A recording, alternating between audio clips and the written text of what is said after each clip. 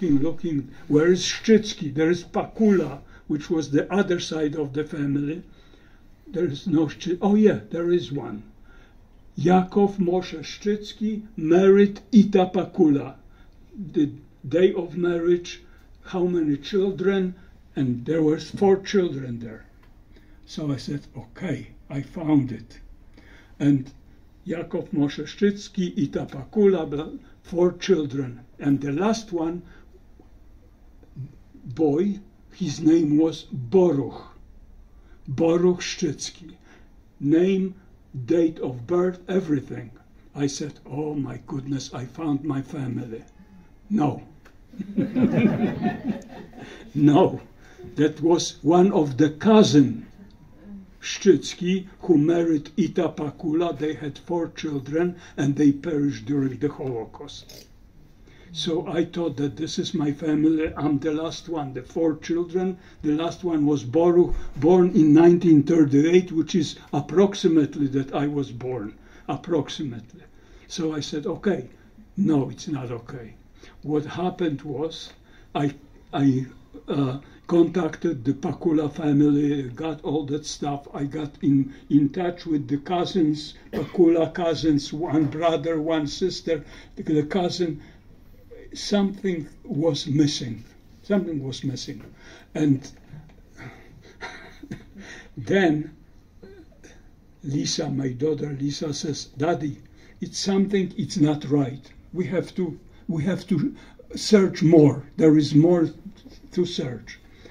And then we went to Yad Vashem many years before. I went too to Yad Vashem with my wife. We went looking for wrong spelling of the Szczycki. There was nothing there, so okay, I gave up.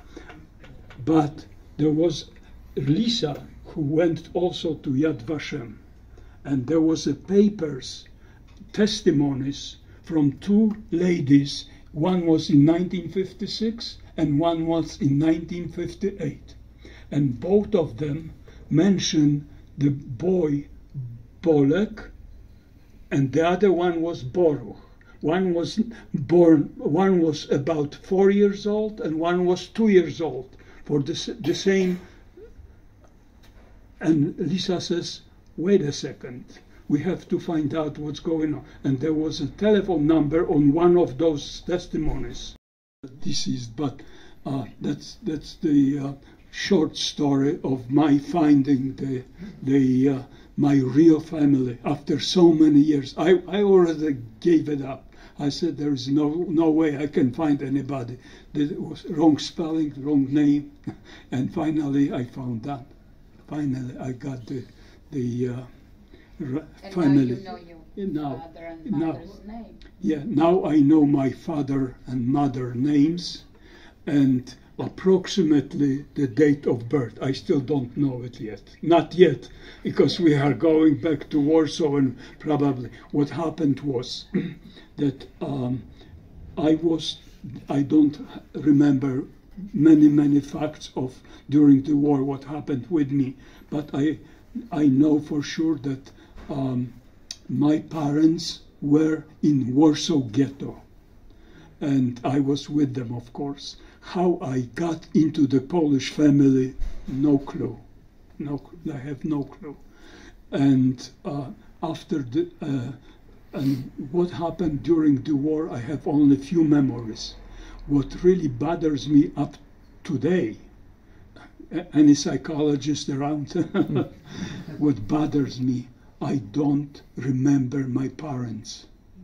I told this to my first cousin, to Estia. I don't know that, I don't remember. She says, I don't know. There is no family pictures from before the war. I asked my cousin, do you have any pictures before the war? No, because her mother, which is my aunt, she was during the war in few concentration camps and lost her family, her first family, and lost all the documents. Of course, everything is gone and all that stuff. So there is actually no pictures from Poland, from Szczycki part of the family. There was another aunt also my aunt. There was Leah and Sarah and my father Abraham. So there were 3 siblings there. And that's the whole. Now I know the story of. I know my grandparents' names. I know where they came from. I know where my parents came from. Where my aunts came. I know pretty good part of this of my family now. But that was until 2 years ago. I didn't know anything about it. So, but if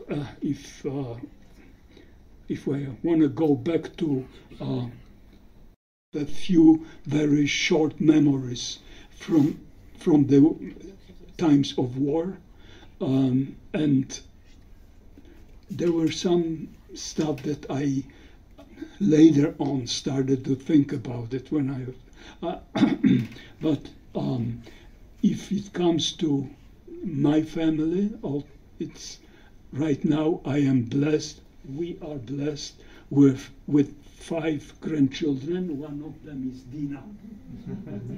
Who made Aliyah last year. Yeah. But we followed her right away. Yeah. So, yeah. And we have our grandmother next in the other house. Okay, I went there too. But something was not right. So anyway, I said, okay, I'm going, that's it. I was staying with Babcia. I called her Babcia, which means grandma in Polish. And she was very good with me. The other family was okay. Everything was just fine. The things started to be a little bit uncomfortable when I fell down from the steps downstairs. I am circumcised, and in Poland, when the guy is circumcised, it was 120% Jew. There was no other, except few Muslim people there were in Poland before the war even, that they were circumcised also. But majority Jews, there were 3 million Jews in Poland before the war. Majority of Jewish men, majority 95, maybe a little more, were circumcised. So I had a big problem, which I didn't realize. I had no clue. But they did. The Polish family did have a big problem on their hands. Because if somebody found out, that's it, the whole family and everybody was gone. The Germans were very strict about it. If somebody was hiding the Jew, the whole family was gone. So when I was with Babcia Baranowska, her name was Baranowska, the same town, different street. One day, knocking on the door, she opened the door and there is a German guy in the German uniform standing there, and he says, I want to talk to your son. And I was already asleep, so I woke up and I didn't know what's going on. So she said, my son is gone. He was killed during the war. No, he was not killed, the German says to her. He was not killed. He was in the partisans, and he is active in this town. So I had no clue what's going on. And the German guy comes to my crib. I was in the little crib or little bed, whatever, and he gets up the piece of chocolate. And he says to me, did you see anybody who comes to this house lately? In his broken Polish, of course, he was a German guy.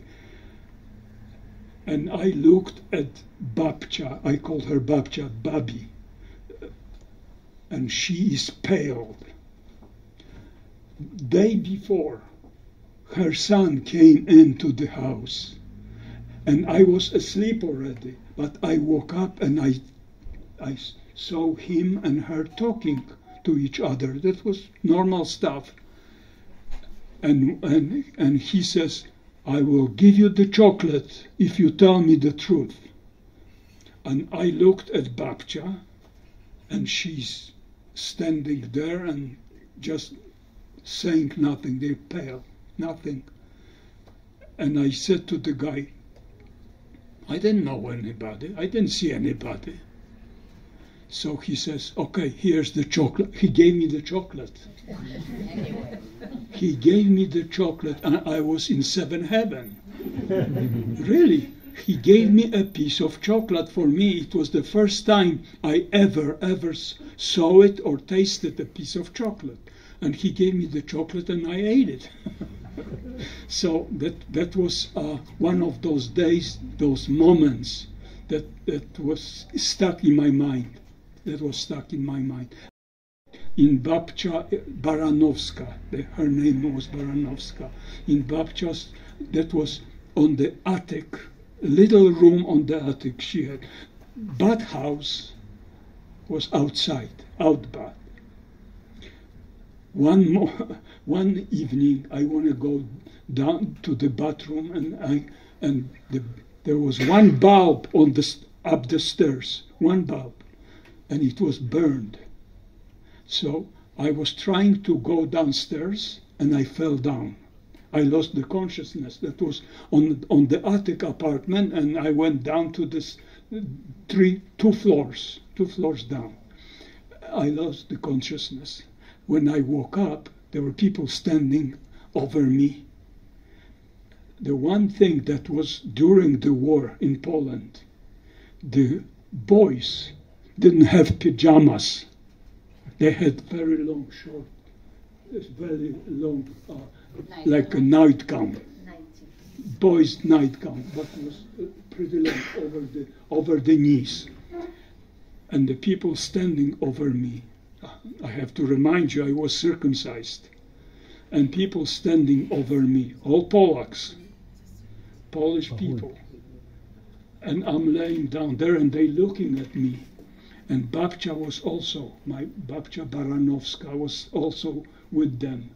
And I guess the first thing what she probably did, it was just pull down my nightgown, so nobody would see it. But that was for her, was scary moment, not for me. I didn't really understand, I didn't know anything. So for her, it was a very scary moment. And I remember that moment. I don't know why, but I remember. But the Minsk Mazowiecki, that I was hidden, was on the east side of Vistula River. That was on the side where the Russians came first and stopped right at the river. So our town, Minsk Mazowiecki, was already on the Russian side, and the other part of Warsaw where Germans were there. So I remember that when the Russians came in to Minsk Mazowiecki, I remember that was few of my things that stuck in my mind. The few of the soldiers were staying in our attic room, and they were asking Grandma, Babcia, who is this guy? Is this your? Yes, he's my grandson. Okay, that was fine. But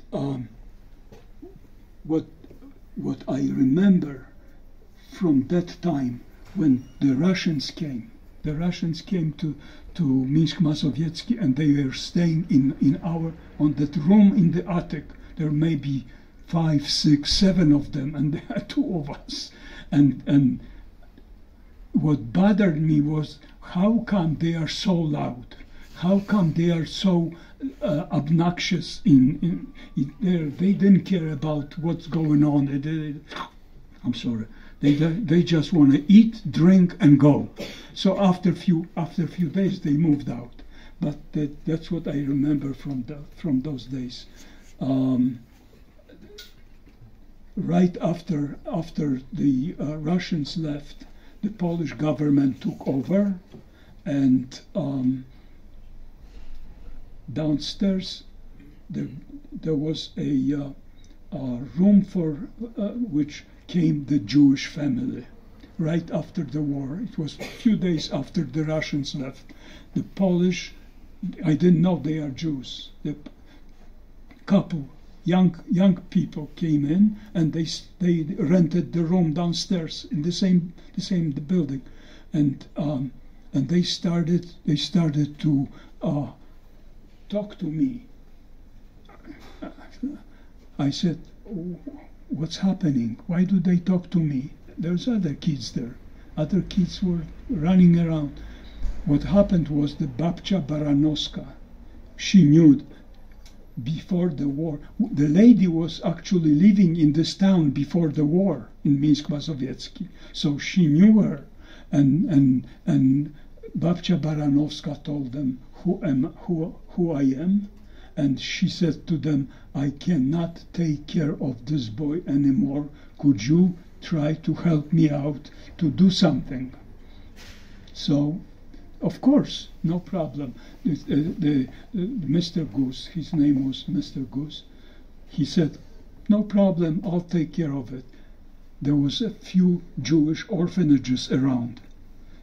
They arranged for me to go to the Jewish orphanage. That's how I goodbye. I didn't even remember how that thing came all about. I remember the one day I was taken by somebody. I think it was a lady. She came in and she took me by the hand. "We going, okay? Let's go." And she took me to the Jewish orphanage. And that's approximately the story. The few things that I remember, there were few things that were going on. One of them which bothered me was there were people coming in to orphanage and taking kids out. Taking them out, and they never came back. I was really surprised. I swear, what's going on? This friend is going and that friend is going. There were like maybe in one group, maybe there were 20, 25 of us. And every few weeks somebody goes, somebody here, there. Finally, nobody comes for me. Finally, one day, the lady who took care of our group, the counselor, comes in and she says, "Bolek, you and Daniel," I had a friend Daniel in the same group, "come with me. There is someone who wants to see you." And we go in the room, and there is a man sitting there. So we sit down, and he's asking a question. "Yeah, how are you? Da da da da." Okay. After half an hour, goodbye. What's happening? What happened was, this man came into Jewish orphanage to get kids for himself and his wife. They were to adopt the Jewish kids. There were in Poland at that time. There were about 20 Jewish orphanages. 20 Jewish orphanages all around Poland, and at least 100 kids were in each orphanage, at least, if not more.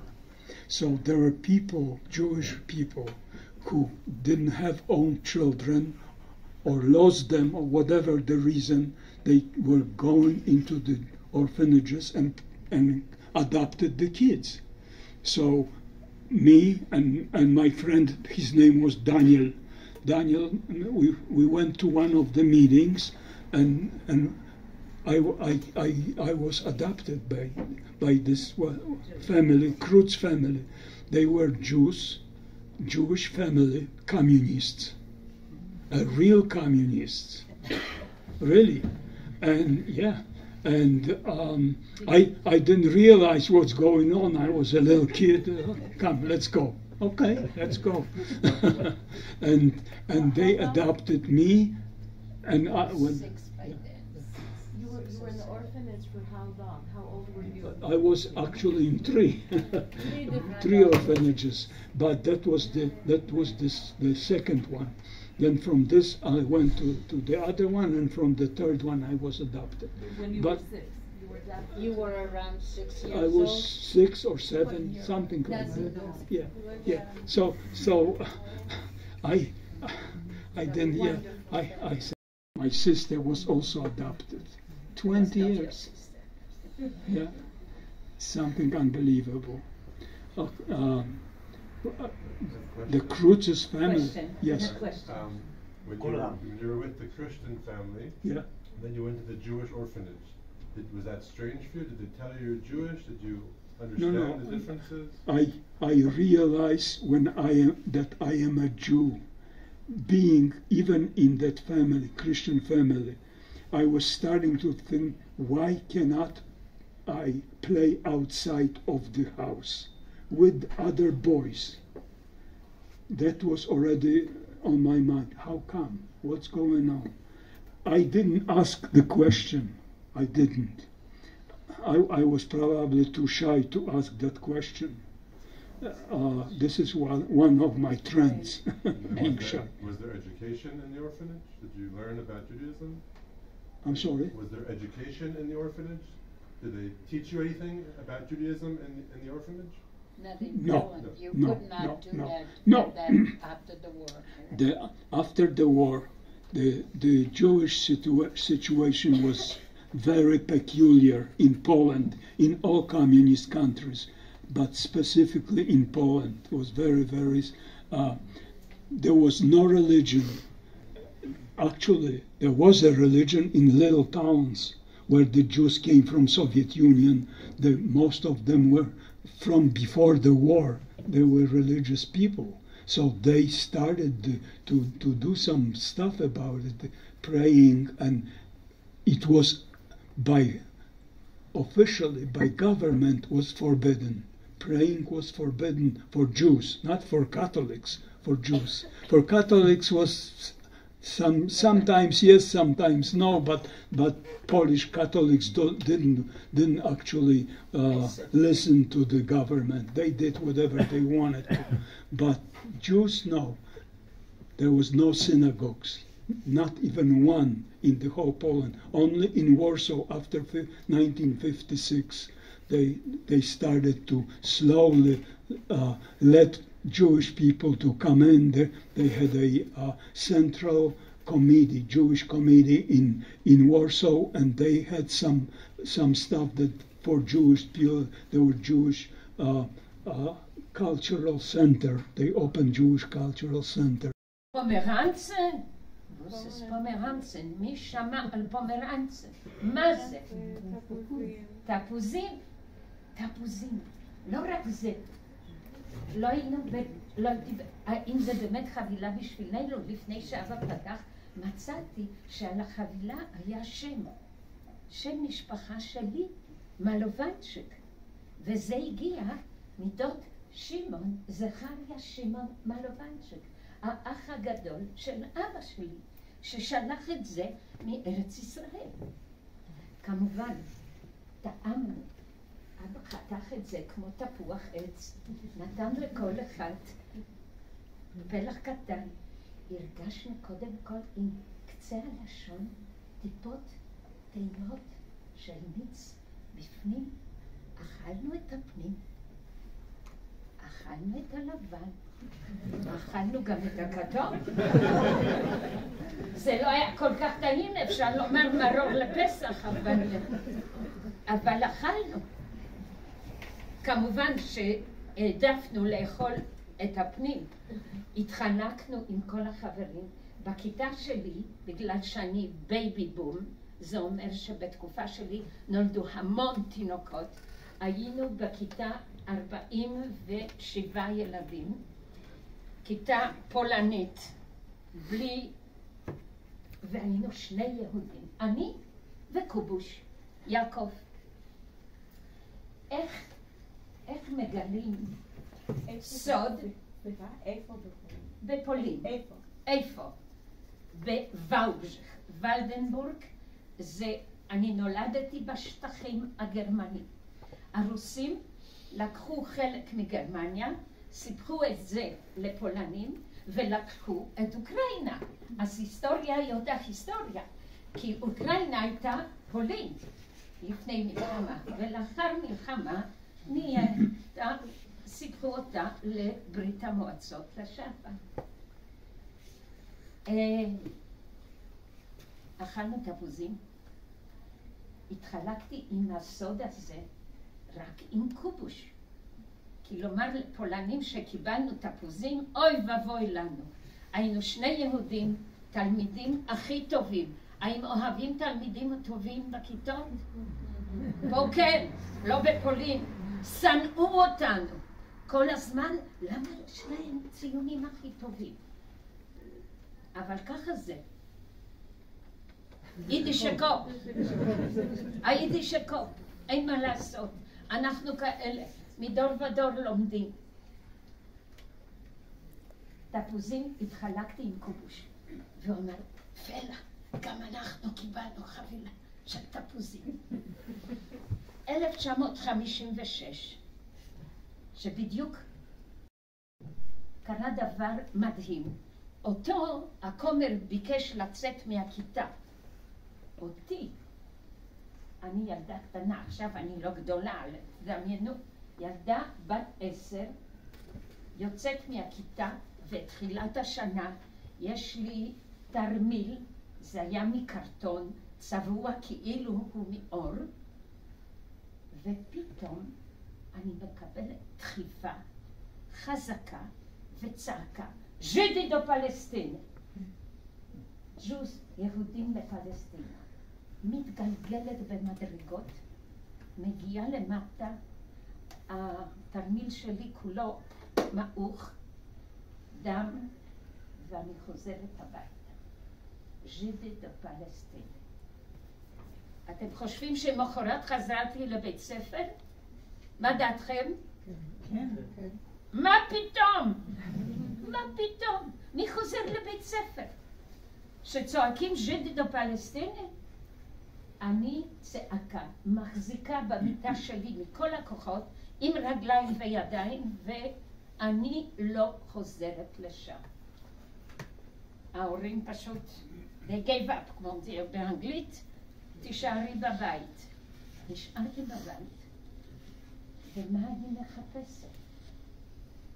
אני מחפשת את הניירות של תפוזים, ששמרתי עליהם.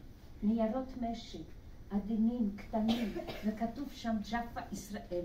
ותחשבו, אני יודעת, זה לא יכולה להיות כללה המקום הזה. המקום הזה זה ברכה. תפוזים לא שולחים ממקום של כללה. נרדמתי עם הניירות. למחרת, אני לא הולכת לבית ספר. אין. בראש שלי נולד רעיון. מה הרעיון? ללכת לארץ ישראל. תודה. ללכת לארץ ישראל. ובשנה זאת קיבלתי ספר. אתם אולי כבר לא יודעים שם, ילדים. אתם מכירים מה זה אטלס? אנחנו כן. אבל אטלס חדש. פתחתי ואמרתי, רגע. כל אלה שמסביבי, הם שרדו. היו שם אנשים צעירים, מבוגרים, כולם מספרים סיפורים, איך הם הלכו ביערות, בכל מיני מקומות מוזרים, איפה הם קיבלו אוכל, איך הם הגיעו. אז אמרתי, גם אני. מה זה? אבא שלי, שפרצה מלחמה, היה בן 14, והוא שרד, נכון, בסיביר. אבל היו אנשים שסיפרו סיפורים לא, של באמת, אני קלטתי אותם. היום זה נראה לנו הזוי. ילדים שסיפרו איך הם שרדו ביער, איך הם שרדו, הולכים ממקום למקום, מבקשים קצת אוכל, מבקשים איזה בגד או משהו, או מצטרפים לצוענים, ושרדו. אז אני אמרתי, גם אני יכולה. גם אני אצא לדרך. נכון, זה היה קצת קשה למצוא באטלס ישראל. 1956 לא מצאתי עדיין שהיה כתוב ישראל. מצאתי רק ג'רוזלם. מצאתי ירושלים. ומאז, תאמינו לי, נשמה שלי דווקא בירושלים, שלא ראיתי, לא ידעתי. גם אני נולדתי במשפחה של קומוניסטים, שמחסידי גור, לא לפני מלחמה היו חסידי גור, לאחר מלחמה קומוניסטית. אבל נשמתי נדבקה לרעיון, ירושלים. וב-1968, כל אחד מאיתנו, כבר אנחנו אנשים בוורשה, בולק יספר עליו, ואני אספר עליי. אבל רק לומר לכם, שהגעתי לארץ ישראל ונחתנו בלוד, לא בבן גוריון, בלוד, שזה היה משהו כל כך קטן לעומת מה שאנחנו רואים היום, ריח מדהים קיבל אותי. לא הבנתי. למה אנשים, מי אוכל פומרנצן במטוס שנחתנו? הסתכלתי מסביב, אף אחד לא אוכל פומרנצן, אף אחד לא אוכל תפוזים. אז מאיפה הירח? מאיפה זה בא? תודה. דיילת אחת אמרה לי, פרדסים. מה אני מבינה? אין לי עברית. מה זה פרדסים? אז מישהו אמר, כן, כן, זה עצים גדלים פה. יצאנו מהמטוס.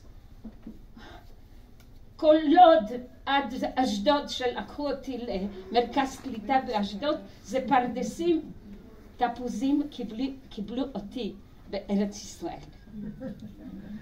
אז החלום התגשם שהייתי רק בת 22. No. How you left Poland? In 1968, how we left Poland. Oh no, Why that didn't was we come to Israel? 1968. There was anti-Semitic government action in Poland. It started from the government. You probably heard about Mr. Gomułka. He was the first secretary of the Communist Party in Poland, and he started, and Polish government started the anti-Semitic action in Poland. It was official. It was very officially done, and the guy who was in charge of the whole Poland, he was the first secretary of the party. He said, if you are Jewish, you are allowed to leave Poland. That means we kick you out. That's what it was the meaning of it. All the Zionist elements are invited to left Poland. Yeah, exactly. And it started the whole thing. And a lot of my friends, our friends at that time, Jews, of course, we were young kids, young Paul, and what's going on? Why they are kicking Jews out? They, officially kicking them out. To get out and couldn't. Yeah. For all these years, I was never in a family with communists. I was in a family, a Jewish family that knew who they are and taught us about all the holidays. We didn't have a synagogue, but my mother and my father had at home. They spoke Yiddish. His parents didn't. So I was a little bit the one who tried to so hard to get out. He too, but we were just married. We were like early 20s, and we just decided this is the only opportunity for us to go. So my parents had family in United States. They sent us the affidavits, and they said, come to the States, you will see, you can always go to Israel from the States.